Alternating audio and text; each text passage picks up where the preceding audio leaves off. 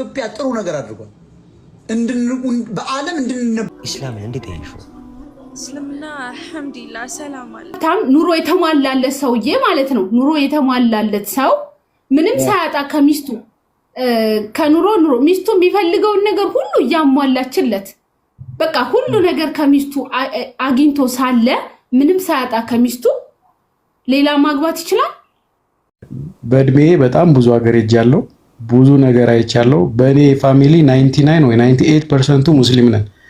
በአባቴም በእናቴም ወገን ሙስሊም ናቸውና ብዙ እስልምና ላይ ያሉትን ነገር አውቃለሁና ያንተ ግን እድሜ ስንት ነው? እንደዚህ የተጠየቀውን ጥያቄ በቁርአን ሸምድዳ ያስክ ማለት በደንብ ያወክ ልበለ ዲሲፕሊን ስንት ዓመት ይሆናል? አውቄ ልወረድ ብዬ ነው ኢብሩሽ አውቄ ልወረድ ብዬ ነው። እሺ እኮ አውቄ ልወረድ ብዬ ነው። ስንት ዓመት ይሆናል እድሜ?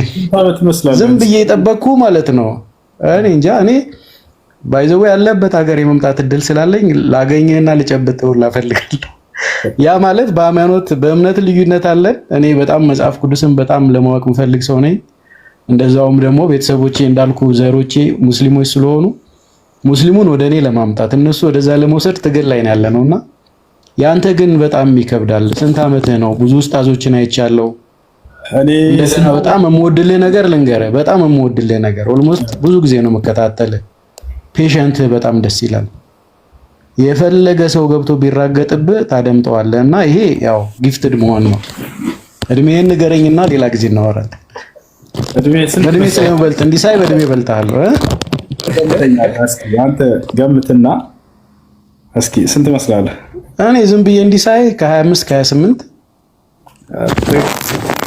26 እንዴት ግን እንደዚህ እንትን አልክ? ማለት በጣም ጎበዝ ነህ። ብዙ ጓደኞችህን ወይም ሙስሊም ወንድሞችህን ከቁርአን በእንግሊዘኛም በአማርኛም አንብቤ ስጠይቃቸው ቁርአኑን ሰው ጠይቀን እንፈታልሃለን፣ ሰው ጠይቀን እነግርሃለን የሚለኝ እንጂ የቁርአን አሁን ሌላ ቀን እጠይቅሃለሁ አሰላሙ አለይካ ያ ነብዩ ምናምን የሚለውን ወርድ በወርድ የሚፈታልኝ እንኳን የለም። የምጠይቅህ ብዙ ጥያቄ ስላለኝ እገባለሁ ወያያለሁ፣ ግን እንዳንተ አይነት ሰው ጋር ነው የምገባው ብዬ ነው ገብቼ አላውቅም። አይዘዌ ክርስትናም ላይ ምንም ላይ መግባት አልፈልግም። አንተ ጋር የገባሁበት ምክንያት ዲሲፕሊንን አይቼ ነው። በዚህ እድሜህ ግን በጣም እግዚአብሔርን አመስግን፣ ማለት አላህን አመስግን። ይሄ በዚህ ወጣት በሆኑ ሰዎች ሰውን አይታገሱ፣ ፔሸንት ስድድብ የሚወዱ ናቸው። ብዙ ሙስሊም ወንድሞቼ ጋር ሲከራከረው ያለው አንተ ግን ኪፒት አፕ ልልህ ነው ሳልወርድ የጠበቅኩት። እሺ ሽክራን፣ አመሰግናለሁ። እድሜ 26 ሆኖ እንደዚህ አይገኝምና ወደኋላ እድሜን በተመዘዘውና እንዳንተ ባክ ደስ ይለኝ ነበር። ደህና ደሩ። አመሰግናለሁ። መልካም ጊዜ። ስንት ነው የጻፍከው? 6ን ጽፌ 3 አለኝ ነው 4 አለኝ ነው ያልከው? አይ ኢብራሂም ተው።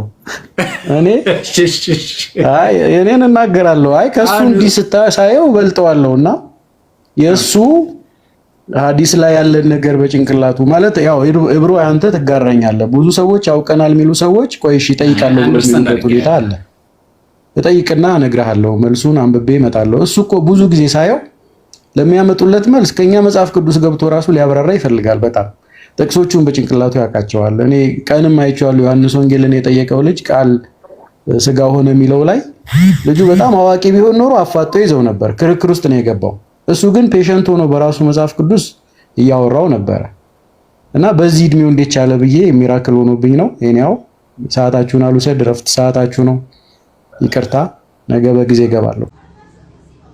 ሙሐመድ እንደውም አይ ላቭ ሙሐመድ የጻፈውን መጽሐፍ አንብቤያለሁ።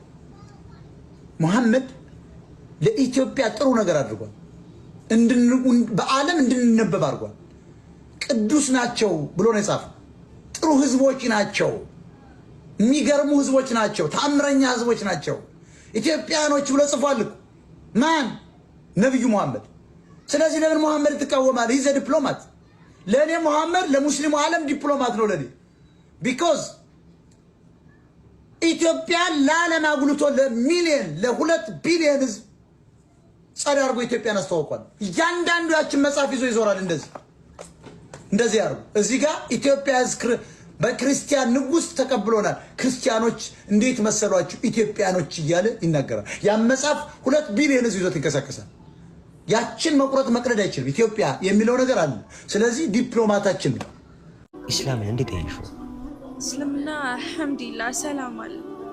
በቃ ማለት ከዛ ውጥንቅጥ በሆነ ህይወት ወተን ነው አላህን ብለን ወደዚህ የመጣ ነው እና እኔ አንድ ነገር ማለት እንዲታወቅልኝ የምፈልገው ማንንም ብለን አይደለም እስልምና የምንይዘው። እኔ ቤተሰብም ሆነ ሁሉም ማህበረሰብ እንዲያውቀው የምፈልገው እስልምናን ብለን የምንመጣው አንድና አንድ አላህን ብለን በቃ እኔ ሁሉም ሰው እንዲያውቅልኝ፣ በተለይ እኔ እንዲያውቅልኝ የምፈልገው ነገር ማንንም ብለን አይደለም አላህን ብቻ ብለን።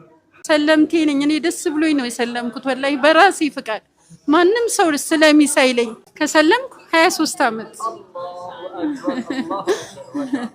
እኔ ብቻ አይደለም የሰለምኩት ባለቤቴንም አስልሜ ነው ያገባሁት። አሁን አላህ ይርሐመው ለጀነት ያድርገው፣ ሞቷል። አላህ ሂዳያ ይስጣችሁ ማለት አልችልም። ሰላሙ እስልምና ደስ ይላል። ሰላሙ ነው የሚል ሰላሙ ሌላ ምን ማስተላለፉ ነገር የለም። አሁንም ቢሆን እስልምና በጣም ነው የምወደው። ሁሉም ቢሰልሙ ደስ ነው። እኛ ሰልፊሾች አይደለንም። ጀነት ይጠበናል። እናንተንማ ይዘናችሁ አንሄድም አንል። ጀነት ሰፊ ነው፣ ለሁላችንም ይበቃል። ኑ እንሂድ። እኛ የተንጠለጠልንበት የተሳፈርንበት ታክሲ ላይ ኑ ግቡ።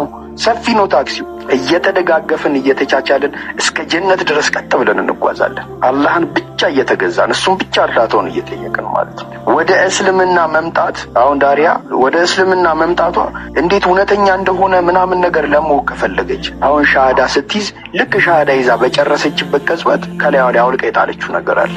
አውልቃ ማለት ነው በቃ አሽቀንጥራ ጥለዋለች። አሽቀንጥራ ማለት ነው ምን አለች? እኔ ማንንም አላመልክም ከአላህ በቀር አለች። ወላሂ አላሁ አክበር አላሁ አክበር። ከዓለማቱ ከአንዱ ጌታ በቀር ማንንም ላይ አልመካም አለች። ማንም ላይ አልመጀንም አለች። ማንም ላይ እሱ ብቻ ይበቃኛል አለች። እኔ አላህ ብቻ ይበቃኛል፣ እሱን ከያዝኩኝ እሱን ካመለኩኝ እድናለሁ፣ እንቅልፌን በሰላም እተኛለሁ ብላ በቃ ይህንን ያደረገችው ሌላ ነገር አይደለም። እና ሰዎችን ወደ እስልምና ስንጣራ ይህንን የዓለማቱን ጌታ ኑ ተገዙት፣ በብቸኝነት በፍትሃዊነቱ ላይ በእዝነቱ ላይ በሩህሩህነቱ ላይ ሁሉም በአድራጊነቱ ላይ የተብቃቃ ባወቃችሁት ቁጥር የበለጠ እየወደዳችሁት የበለጠ ለሱ መገዛታችሁ የበለጠ የሚያስደስታችሁ ልባችሁ ሁለት ብሎ ረጋ ብላችሁ የምትራመዱበት ዲን እስላም ብቻ ነው። ኡመቱ ሰለመ ጨርሶ አንድ ሀብታም ሰው ማለት ነው። እሺ እሱ በጣም ሀብታም ሆኖ ሀብታም ነው፣ ኑሮ የተሟላ ነው። ግን ከሚስቱ ስንት ሀብታም ሰው ነው ያልሽው? በጣም ብዙ ሀብታም አለ እዚህ ዓለም ላይ። አንድ ብቻ ነው እንደ ሀብታም ያለው? እሺ አንድ ሀብታም ሰውዬ አንድ። የት ነው ያለው? ደህና ነው? ላኢላሃ ኢለላህ። ይኸውልሽ አንድ ሀብታም ኑሮ የተሟላለት ሰውዬ ማለት ነው። ኑሮ የተሟላለት ሰው ምንም ሳያጣ ከሚስቱ ከኑሮ ሚስቱ የሚፈልገውን ነገር ሁሉ እያሟላችለት በቃ ሁሉ ነገር ከሚስቱ አግኝቶ ሳለ ምንም ሳያጣ ከሚስቱ ሌላ ማግባት ይችላል?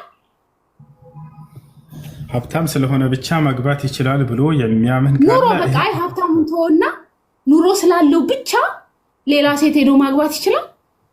አንድ ጊዜ አንድ ሰው በገንዘብ ስላለው ብቻ ሁለተኛ ይፈቀድለታል የሚል የእስልምና አስተምህሮ የለም። ሀብታም ስለሆነ ሰውየው ኑሮ ስለተመቻቸለት ብቻ ሁለተኛ ይፈቀድለታል የሚል የለም። ብዙ መስፈርቶች አሉት። ከነዚያ መስፈርቶች መካከል አንደኛው ፍትሃዊነት ነው። ወታቻለ አይደለ? ሰውየው በሁለት መካከል ፍትህን የማያደርግ ከሆነ ሐራም ነው በሱ ላይ ሁለተኛ ማግባት። አላህ ስብሐነሁ ወተዓላ ይህም በቁርአን ላይ في سورة النساء ላይ ሲናገር ምን አለ? فانكحوا ما طاب لكم من النساء مثنى وثلاث ورباع فإن خفتم ألا تعدلوا فواحدة አለ። በሚስቶቻችሁ መካከል ፍትሃዊ እናደርግም ብላችሁ ከፈራችሁ አንዲት ብቻ ግባሉ። ሁለተኛ ማግባት ሐራም ነው በዚህ ሰው ላይ። የፈለገ ለምን ዓለምን የሚሞላ ሀብት አይኖረው ሐቃቸውን ሳያሟላ የሚያገባ ሰው ነገው መልቂያማ ቅጣቱ በጣም ከባድ ነው። ነቢያችን ሰለላሁ ዐለይሂ ወሰለም ሐዲስ ላይ ሲናገሩ ምን አሉ? መን ካነት ዒንደሁ እምረአታን ፊ ዱንያ ፈለም የዕድል በይነሁማ ጃአ የውመል ቂያመቲ ወሽቁሁ ሳቂጣ። በሌላ ዘገባ ላይ ነቢያችን ሰለላሁ ዐለይሂ ወሰለም ምን አሉ? መን ካነት ዒንደሁ እምረአታን ፈማለ ኢላ ኢሕዳሁማ ጃአ የውመል ቂያመቲ ወሽቁሁማ ይላሉ።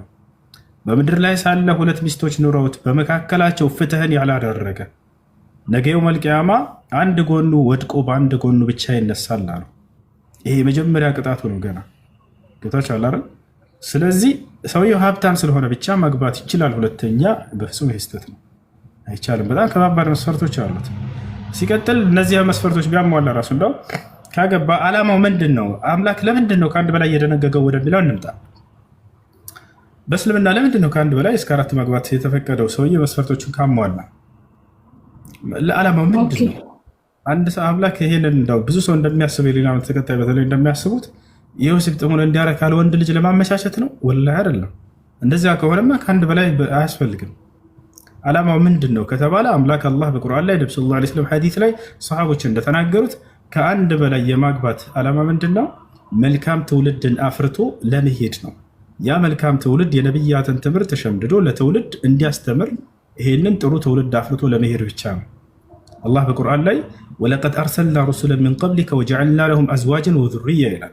ሙሐመድ ሆይ በእርግጥም ከአንተ በፊት ለነበሩ ነብያት ሚስቶችን አድርጌላቸው ነበር፣ ከአንድ በላይ ያገቡ ነበር።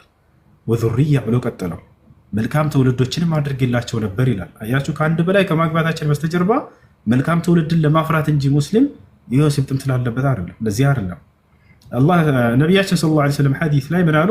ተዘወጁል ወዱደል ወዱድ ፈኢኒ ሙካሲሩን ቢኩሙል ኡመም የውመል ቂያማ አሉ። ተወዳጅና ወላድ የሆነችዋን አግቡ፣ እኔ ትንሣኤ ቀን ጥሩ ትውልዶችን አፍርታቸው በመምጣት በዚህ እደሰታለሁና በትውልዶች ላይ ብለው ተናገሩ። አያችሁ፣ ጥሩ ትውልድን አፍርቶ መሄድ ነው ዓላማው። ዑመር ብን አልኸጣብ የነብዩ ሰለላሁ ዐለይሂ ወሰለም ሰሃባ ምን አለ? ወላሂ ከአንድ ሚስት ከማግባታችን በስተጀርባ መልካም ትውልድን አፍርተን እንሄዳለን የሚል ዓላማ ባይኖረን ባላገባሁ ነበር እያለ ይናገራል። አንድ ራሱ ሲያገባ ሙስሊም ንያው ይሄ ነው አይደለም፣ ወደ 3 ማለት ነው። አንድ ራሱ ሲያገባ ሰውየው ከሐራም ነገር ለመሰተር የሚለው እንዳለ ሆኖ ትልቁ ዓላማ ግን ከዚያ በስተጀርባ መልካም ትውልድን አፍርቶ ስለመሄድ ነው። አምላክ አላህ ሱብሓነሁ ወተዓላ በሱረቱል ፉርቃን መጨረሻው ገጽ ላይ ሲናገር ምን አለ? ወለዚነ የቁሉነ ረበና ሀብ ለና ሚን አዝዋጅና ወዙርያቲና ቁረተ አዕዩን ወጀዐልና ሊልሙተቂነ ኢማማ አለ። ወለዚነ የቁሉን አለ ስለ መልካም ባሪያዎቹ ባህሪ ሲናገር እነዚያ ናቸው የኔ መልካም ባሪያዎች እንደዚህ የሚሉ ምን የሚሉ? ረበና ሀብ ለና ሚን አዝዋጅና ወዙርያቲና ቁረተ አዕዩን፣ ጌታችን አላህ ሆይ ከሚስቶቻችንም ከልጆቻችንም የአይናችን ማረፊያ የሆኑ መልካሞቹን ለግሰን እያሉ የሚለምኑ ናቸው አለ። አያችሁ፣ መልካም ትውልዶችን የአይን ማረፊያ የሆኑ ትውልዶችን አፍርቶ ለመሄድ እንጂ አምላክ አላህ ሱብሓነሁ ወተዓላ ከአንድ በላይ የሚለውን የደነገገው የሰው ልጅ የወሲብ ጥሙን ለማርካት አይደለም። እና ይሄን ይመስላል ረጁ። እሺ፣ ሁለተኛ ደግሞ ጠይቅ ያለችኝ ምንድን ነው? ሀቢባ ነች ጠይቅ ያለችኝ። ሁለተኛው ደግሞ አንድ ሴት አሁን ይሄ ማግባት አይችልም ብለሃል። ኦኬ፣ እሷ ሴቷ ማለት ነው ፍቺ መጠየቅ ትችላለች? ሴት ልጅ ባሏን ፍቺ መጠየቅ ትችላለች ወይ? ባሏን ፍቺ መጠየቅ ትችላለች ወይ? ፍቺ የሚያስጠይቅ አሳማኝ ምክንያት ካገኘችበት መክራው አስመክራው ምንም መፍትሄ የማይገኝ ከሆነ ለዚያ ነገር ፍቺ ብትጠይቀው ሐቅ አላት፣ ሐቅ አላት። ወንድም ሴትም በዚህ ላይ እኩል ሐቅ ነው ያላቸው። እሱም እንዲሁ የሆነ ችግር አየባት መክሯት አስመክሯት ምንም አልስተካከልም ካለች የመፍታት ሐቅ እንዳለው ሁሉ ሴት ልጅም ሐቅ አላት። ለሁነ ማዕለይኩም ወዐለይህነ ማዕለይኩም ብለዋል ነቢዩ ሙሐመድ ሰለላሁ ዐለይሂ ወሰለም ሲናገሩ ምን አሉ? ሚስቶች ባሎች ሆይ አሉ ሚስቶቻችሁ በእናንተ ላይ ሐቅ እንዳላቸው ሁሉ እናንተም በእነርሱ ላይ እኩል ሐቅ አላቸው ብሎ ተናግረዋል። አላህ ራሱ በቁርአን ላይ ወለሁነ ሚስሉ ለዚ ዐለይህነ ቢልማዕሩፍ ይላል። በእነርሱ ላይ ልክ ባለባቸው ልክ ለእነርሱም በእናንተ ላይ ልክ እንደዚያ አለባቸው ብሎ ተናግሯል። ስለዚህ እኩል ሐቅ ነው ያላቸው። እሺ ሹክራን። እሱ ጥያቄ ይሄ ነበር። አመሰግናለሁ። መርሐባ መርሐባ መርሐባ። ፎሎ እዚህ ያላችሁ እሱን ፎሎ ያላደረጋችሁት ፎሎ አድርጉ እየተባላችሁ ነው። ከስር ፎሎ አድርጉ ሁላችሁም። ቴንኪው በጣም ሁሱ አመሰግናለሁ። ጀዛኩሙላህ ኸይር። ጾም እንዴት ነው? ወላሂ በጣም ደስ ይላል። አልሐምዱሊላህ አላህ ይቀበላል። ኢንሻአላህ 28 ቀን ቀረ 29 ቀን ቀረ ለሚሉት ምን ትላለህ? ቀናቶችን ከመቁጠር ምንድነው ሙስሊም ዓላማ? ቀናቶችን አይደለም። ሰው እንዴት ቀናት ይቆጥራል? በእነዚህ ወራቶች ላይ የሚሰሩ መልካም ስራዎች እጥፍ ድርብ ናቸው። ስለዚህ በዚያ መልካም ስራዎች ላይ ነው ሰው ማተኮር ያለበት። ነገን እንደምትኖር ዋስትና የለህም። የዛሬው ቀን ላንተ ተሰጥቷል አይደለ? በዛሬውን ቀን ተጠቀም። ነገ ልሞት እችላለሁ ብለህ እንዳውም አስብ። ነቢያችን ሰለላሁ ዐለይሂ ወሰለም የሶላታችሁን ጥፍጥና ማግኘት ከፈለጋችሁ በቃ የመጨረሻ ሶላት ይሄ ሊሆን ይችላል ብላችሁ ስገዱ አሉ። በኋላ እስከምትቆይ ድረስ ዋስትና የለምና የዛኔ የመሰናበቻ ሶላት ብለህ ለይተህ ነው ስትሰግድ ይሄን በቃ የመጨረሻ ሊሆን ይችላል ስትል በቃ ትኩረት እንዲኖርህ ያደርጋል። ጾምንም ልክ እንዲሁ ማንኛውንም አምልኮ ስትሰራ ምናልባት ይሄ መጨረሻ ሊሆን ይችላል ከዚህ በኋላ ይሄን እድል ላላገኘው እችላለሁ ብለህ የዛኔ በጥሩ እንትን ትሰራለህ። ከተነሳ ቀን ረመዳን እንደዚያ ነውና ቀናቶቹ ሳይሆን ሙስሊም ምን ያክል ስራ ሰራህ ነው፣ ምን አይነት መልካም ስራ ሰራህ ነው። በዚህ በወራት መልካም ስራዎችን አብዙ። ሶላት መስገድ ሊሆን ይችላል፣ ዚክር ማድረግ፣ ቁርአን መቅራት፣ ለድሃዎች መርዳት፣ ማገዝ። ልክ እንዲሁ በየማዳን ቤት የምትሰሩ ያላችሁ ልጆች ጾመኞችን እያስፈጠራችሁ እስከሆነ ድረስ ደሞዙ ላይ ሳይሆን ትኩረታችሁ እነዚህን ጾመኞች በማስፈጠራችን ምን እንዳናገኝበታለን ብላችሁ ካሰባችሁ በእያንዳንዱ በሚያፈጥረው ሰው ልክ አጅር ይጻፍላችኋል። ቃለ ነቢዩ ሰለላሁ ዐለይሂ ወሰለም መን ፈጠረ ሳኢመን ፈለሁ ሚስለ አጅር ሳኢም ገይረ አነሁ ላ ዩንቀሱ ሚን አጅር ሳኢም ሸይአን ነው ከማ ቃለ ነቢ ሰለላሁ ዐለይሂ ወሰለም። ነቢያችን ሰለላሁ ዐለይሂ ወሰለም ምን አሉ? ጾመኛን ያስፈጠረ ሰው የጾመውን ሰው ልክ ምንዳ ያገኛል አሉ። 10 ሰው ብታስፈጥሩ በማዳን ቤት የ10 ሰው ጾም ምንዳ ከአላህ ዘንድ አላችሁ። ደሞዛዎች ላይ ሳይሆን ትኩረታችሁ መሆን ያለበት እናንተ እያስፈጠርኩ ነው ብላችሁ ከአላህ ዘንድ ምንዳ ታስባችሁ ስሩበት፣ ትልቅ አጅር ታገኙበታላችሁ። ሪም በቤትሽ ሪምም ጥያቄ አላት። አንዴ ትግባ። ቆይ በቤትሽ ሪም አንዴ ነይ። ረጁ ለሀቡ ጌም በጌት የለችም ጋይስ፣ ወይ ሄዱና ንገሯት። እሷ ስለሆነች ጥያቄውን የጠይቃችሁኝ በደንብ ዝርዝር አድርጋ ትሰማለች።